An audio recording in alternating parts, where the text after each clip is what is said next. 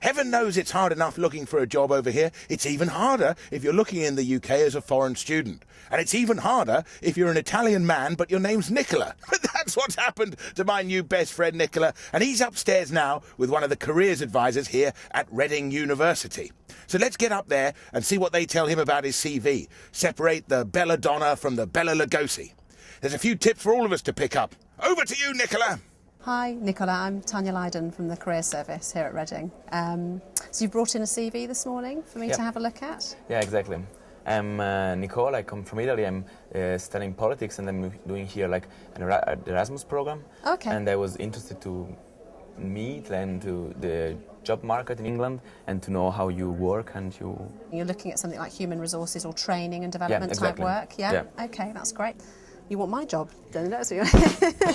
Okay, so let's have a look over it then, and I'll give you some feedback. Obviously you might need to give me a bit of help as well, because obviously you have a much better knowledge of the international angle on what you've done as well. So, well, first of all, in the UK what we typically have at the top is your name, but we tend to have it centred in the middle, quite large font. So probably the first thing I would do is take that title off there and put your name right in the middle at the top, so it really stands out. Probably don't need the fact that your nationality is Italian or your date of birth on there. There's been recent anti-ageism legislation come through in the UK, and so we really discourage people from putting that in because it just encourages people to take it into account. This does leave quite a lot of space here, so what you may want to do is maybe think about condensing that higher up and sometimes centering it all under your name, so you've got your name here and then centred here. That's the most important information. Yeah, so you've got it on two sides, which is great, and it stands out. It's really nice and clear. So I think that's really good.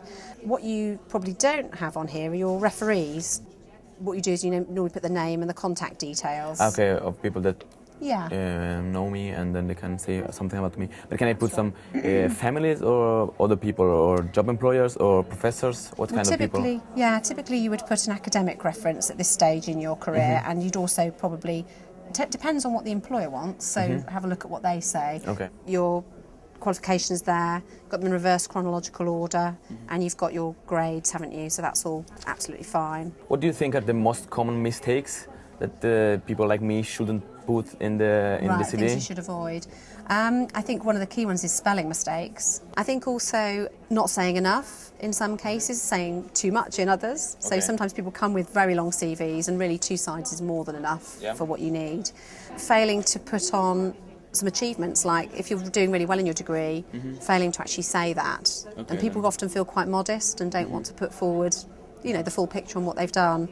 And then also just not really fully explaining some of the experiences, because often if you've been through them, you understand what was involved, but the person looking at it is looking at it afresh for the first time. Yes, I think Nicola's CV was really good. Yeah, so he had a really good understanding of how you structure a CV and how you put it together. If you really don't know how to start writing a CV, and then the key is to come and have a look on the Career Service website or any of the sort of materials that are around on how to write CVs, and invariably you'll find a really useful list of titles that you can follow. And that's not cast in stone, but that just gives you something to start with. And then go and talk to somebody like a careers advisor to help you get it into shape.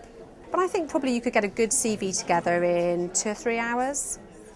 One that you can, get to a stage where it can be checked over and improved slightly from there.